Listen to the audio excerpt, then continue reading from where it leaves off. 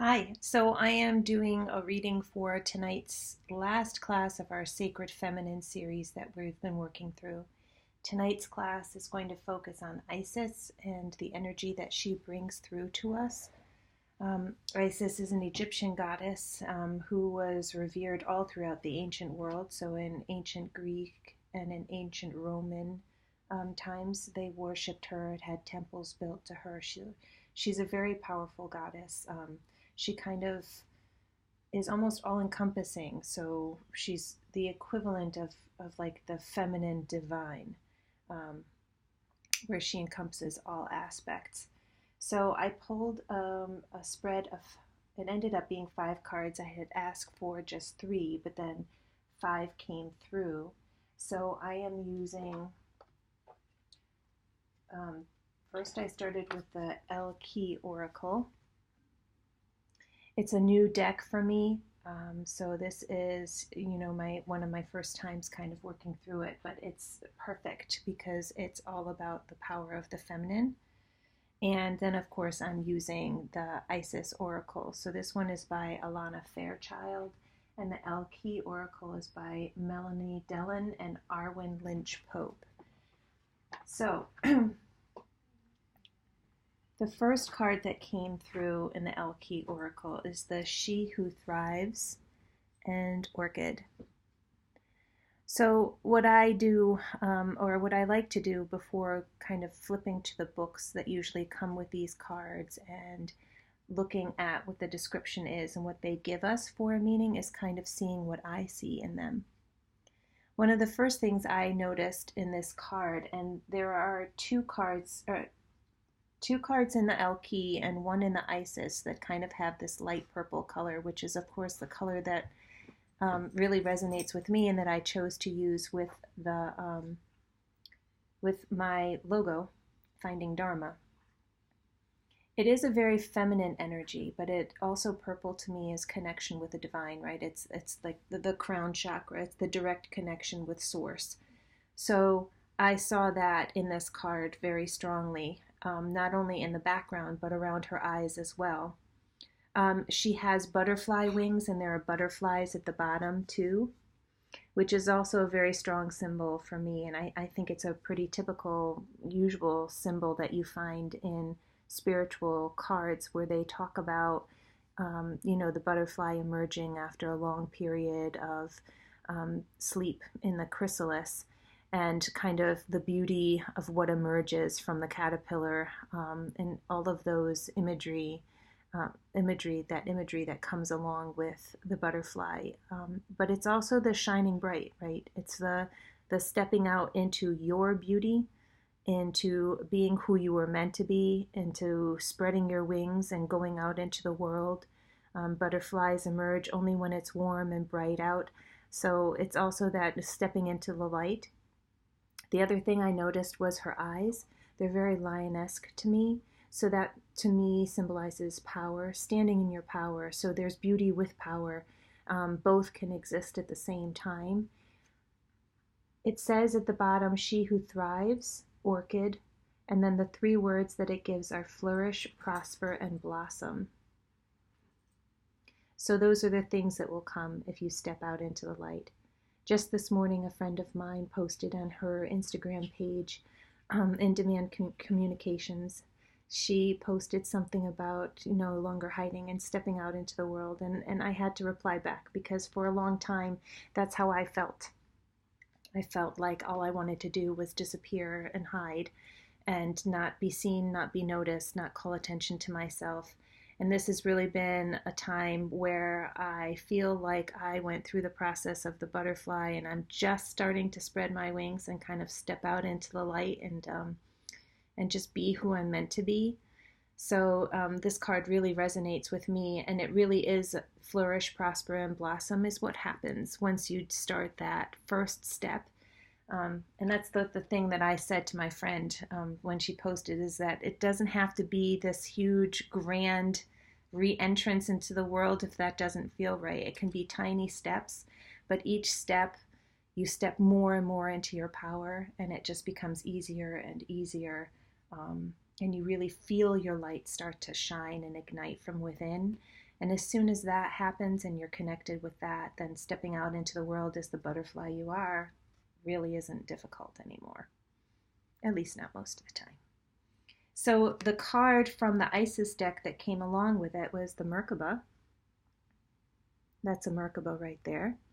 So you see it's like a pyramid right side up and a pyramid in the 3D pointing down, and they're merged together. That's the Merkaba. Merkaba has come up a lot for me in my studies recently because I'm working a lot with Kabbalah. It's a very powerful geometry shape. It's associated with connecting the upper and the lower realms, so that take the idea of like the base chakra with the crown chakra and bringing them, merging them all together in your body. It's being fully connected in all ways. It also is strongly associated with Archangel Metatron. If you do any Metatron studies, I've done a few with angelic celestial colors, and it really is. Metatron is one of the angels who actually had a life on Earth as in a physical form, and he now is kind of the go-between, a messenger angel with God, with the divine, and to us. He also is very much about communication, so that's a big thing for me, being a writer. So Chariot of Ascension and the Merkaba, those are the things that I think of. There's a flower of life kind of image in the background, in those lines that are drawn around it too. Also a very big part of the Kabbalah studies that I've been doing. And Chariot of Ascension is the name of the card, so Merkaba.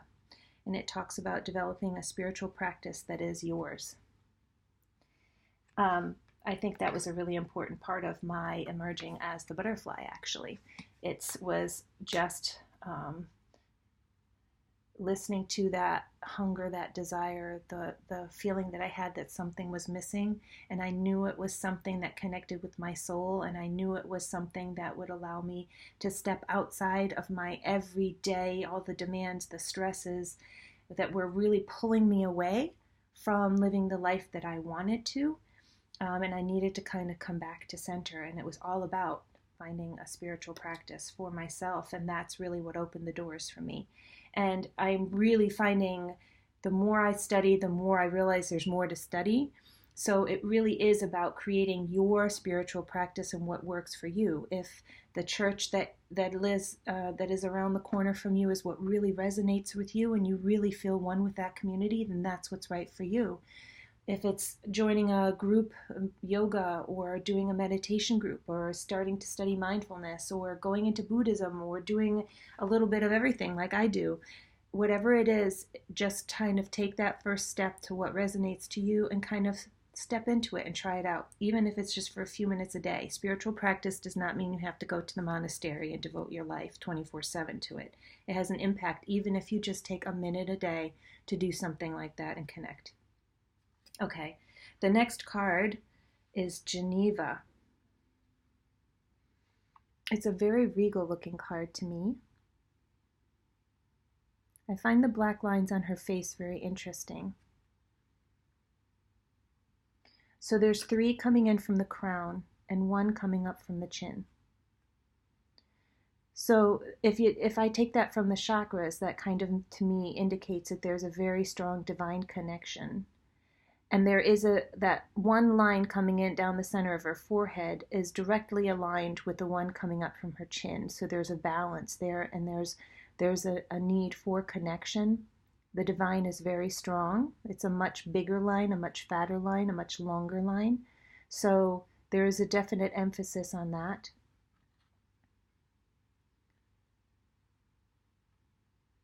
I find it interesting that she has chains going down the sides from her headdress. It's kind of looks like an earring, but it starts higher up.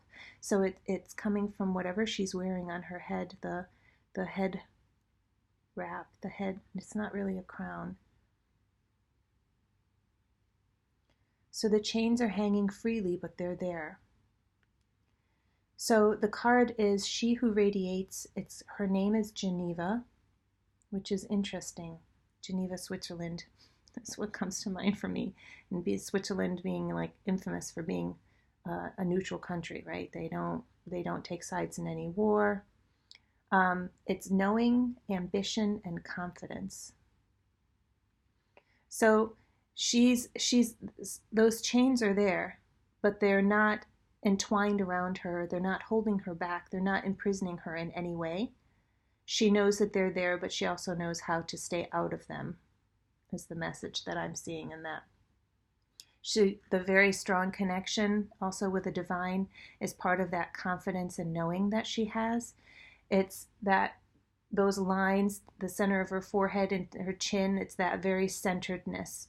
That's where your confidence and your knowing really comes from. That's the source of it. So if you can remind yourself to be connected in both of those ways. So be connected with your intuition, your higher self, but also be connected with who you are in this life, who you are in this body, what your purpose is, in your interactions with other people and the goals that you set for yourself, right? So we kind of they talk a lot about us living in a world of duality, but there is this kind of duality of we're both divine and human at the same time, and we need to start managing that better. We've really been focusing too much on the body and the idea that we have no control and no power over the life that we live, but we really do. And so this confidence and this knowing that this fact that we are divine, this is what we need to start focusing on. And the card that came with it from Isis is the Divine Warrior. I love that there's a bird of prey up there because I have a hawk that flies around. I just heard her again yesterday. She lands in my yard all the time. I have so many pictures of her on my fence, on my clothesline, even in my bird bath, giving herself a bath. So that to me is a very strong symbol of connecting with the divine and connecting with Mother Earth. So this card is called Divine Destiny. The Divine Warrior is within you, helping you to continue with a worthy path even during times of difficulty. So there's those chains again, imagery from the other card, right? So yes, we all go through those difficult times, but if we're centered and connected, we can manage those times and maneuver through them, being true to ourselves, making choices that serve us, honor us. When faced with a challenge, a true warrior will summon more of him or herself to the cause. It might be bringing more wisdom, focus, or intelligence, or surrendering into the divine. That's really great. Okay. The third card that came up, this is another purple one. It's She Who Becomes. So it's interesting that in this card, we have the butterfly, and I talked about the butterfly imagery. And then in this card, we have the metamorphosis, which is what the butterfly is all about. So that message is really strong for today and for tonight's class. She who becomes, Eterna, metamorphosis, transcend, and journey. When I sit down to meditate, I often get an image or a word. And there are some that repeat, and I'm not quite sure why. Some I know why. Journey is definitely, it is like the theme for me. It comes up all the time in meditation, when I'm just asking a question about something, when I'm sitting down to start journaling, I'll just write the word journey. So for me, it just is reminding me that that's what this life is. We're not sitting in stagnant energy here. The world is always changing. Our lives are always changing minute to minute. Whether we acknowledge it or not, it's happening. And to fight against it and to resist it only brings, it darkens, it dampens our energy. It brings us to a point where we're no longer listening to our intuition and our divine connection, because all we want to do is force something to happen that's not naturally occurring in our lives.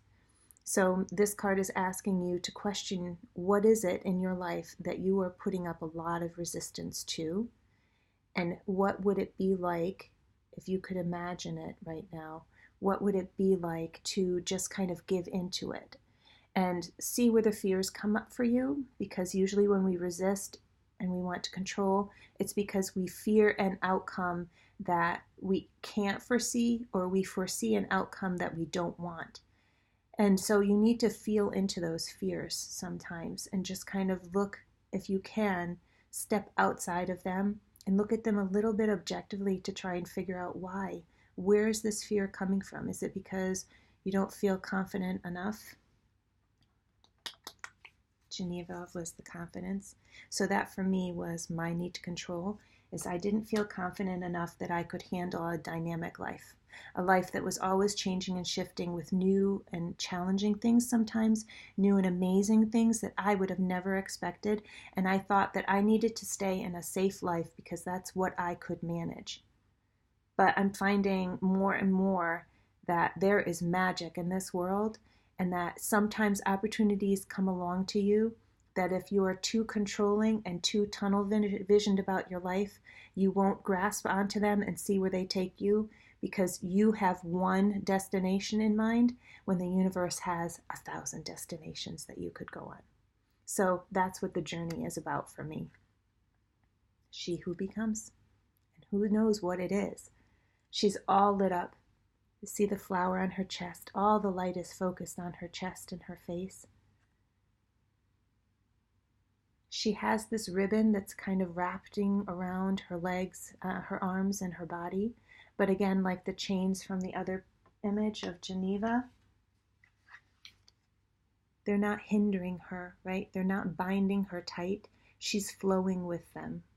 So go with the flow.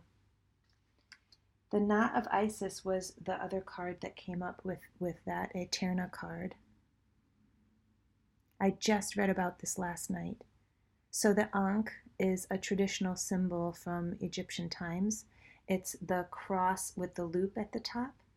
This is the first versions of it that came up, and it was associated with Isis. Part of your spiritual destiny involves a special relationship with the goddess. So this is just honoring our class tonight, that we're going to be doing work with Isis. We're going to be meditating with Isis. And we're going to be doing some reflecting with Isis, which will lead to some healing. This means that not only do you have the important spiritual task of helping her thrive in this world, but you are afforded her power, protection, and abundance too. You are now deepening your connection to the goddess. So Isis is a goddess. Yes, she was overarching, so she kind of encompassed almost every feminine deity's power and symbolism. But when you do a little bit of research about her, she is the goddess of creation. So in some respects, they connect that with the cosmos, the universe, the whole solar system. Some myths talk about that being part of her work, creating the solar system, so our little mini galaxy universe. She also is responsible, though, for creation of human life. So she is considered the mother of all pharaohs.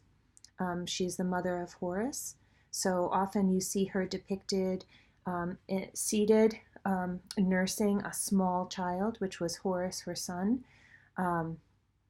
There are some people who theorize that because she and her iconography, so her images later on were taken into Greece and Roman Empire, the Greek and Roman Empire, that she is also what became, was a pagan, right? That's a pagan religion and belief, was adopted into Christianity and became the cult of Mary, because we so often see the Pietà with Mary and Jesus on her lap. So she's very much about creation of life, creation of the universe, creation of crops and fertility. So she's also responsible for the floods. But she's also the person who guides you into the afterlife. So she and her, the myth of her and Osiris, who was both her brother and her husband, and they were the parents of Horus. Osiris was resurrected, and then she became kind of the goddess who accompanies you into the afterworld. So she's a very important goddess at that time. So think about creation, creating in your life. creating the energy that you want in this life. There were two cards that kind of were on the bottom of the deck. One I pulled, both of them I pulled actually because they are the first ones that came up yesterday when I first used the deck, and I was like, huh, here they are again. So she who stands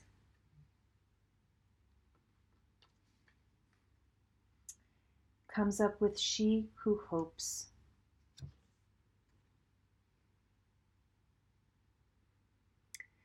All right. So these for me are intertwined. They are connected. It's interesting that I used the word intertwined because in the meditation that I got for the class that we're going to be doing tonight, it had the imagery of the double helix, like the two strands of the DNA wrapping around each other, and so it's kind of that Kundalini-esque energy, but it was my energy and Isis's energy interweaving, and that's what I'm getting for these two cards. The she who stands, if you look just at this card and you see her, she is a warrior. You see that skull there on her shoulder.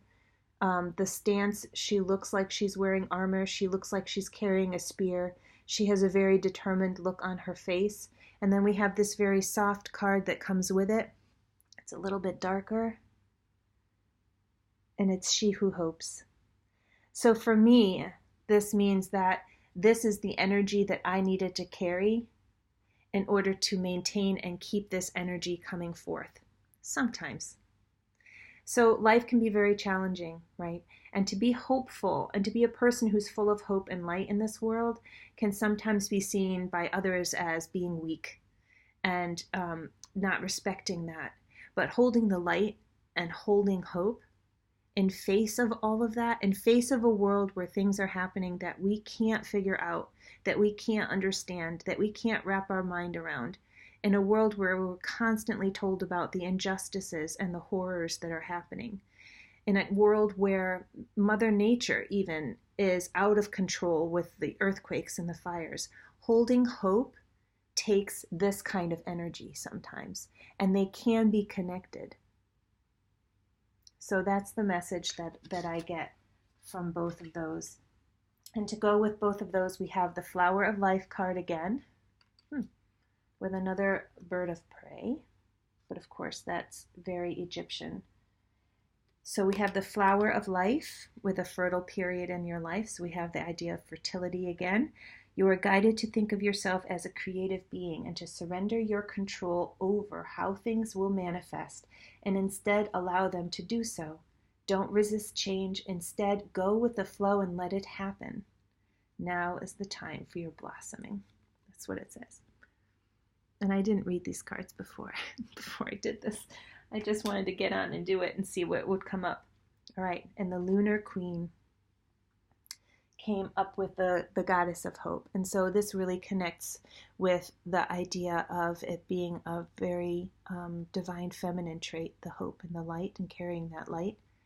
There is a deep feminine wisdom that recognizes the importance of cycles of rest and replenishment as essential to balance our actions of power and demonstration. You are asked to allow this replenishment for yourself now, trusting that you are in a cycle of creation that is about to shift into a new phase. Release and enjoy the process without having to control or force it.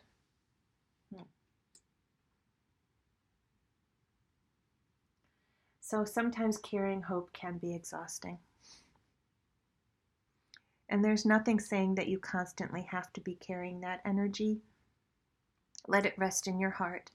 And those times when you just feel depleted, or when you feel like you just don't want to step out into the world and be a warrior of light, then just don't, and step back. It's honoring yourself above all. So, those are the messages that I got for tonight's class, or for today in general. If you're watching this, I may or may not put this up on YouTube. I don't know. But I think it's some really beautiful guidance. It's just general lessons about stepping on your spiritual path, honoring yourself as a spiritual person, connecting with your soul and with creation, and then just being the person that you were meant to be and spreading your wings and stepping out into the light and keeping the light as your central focus and not allowing all the other things that are going on, the chaos around us, to kind of dampen that light. And if you feel it being dampened, there's nothing saying that you can't step back and kind of nourish and replenish and treat yourself to some healing and some quiet time. So I look forward to seeing my class tonight. If I'm putting this up on YouTube, I hope that you all have a really wonderful day, and I hope that this message resonated with you. Bye for now.